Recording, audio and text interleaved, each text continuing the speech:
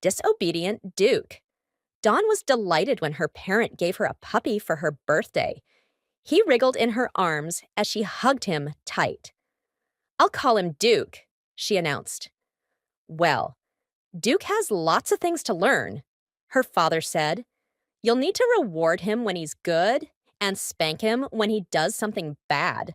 So he'll learn right away which things he's not supposed to do." Dawn frowned. "He won't be bad, Daddy. I'll love him so much that he'll want to be really good. Duke's going to be the best dog in the world." But Duke was not a good dog.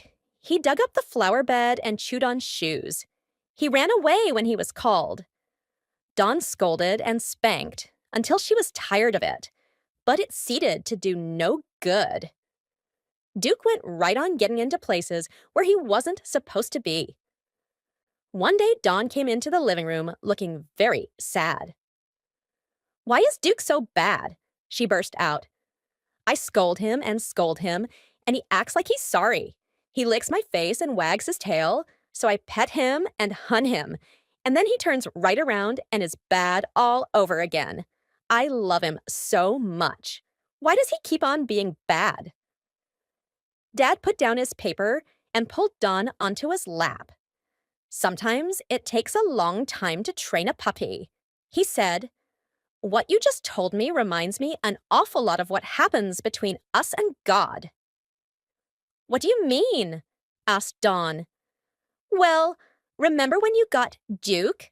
You said you would love him so much that he'd want to be good to please you, but instead, he's been a lot of trouble," replied Dad. "Very often we're the same way with God.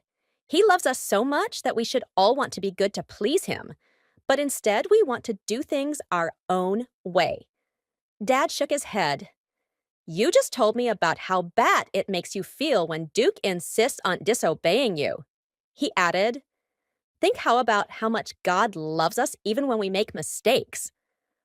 God loves us so much that he always will love us.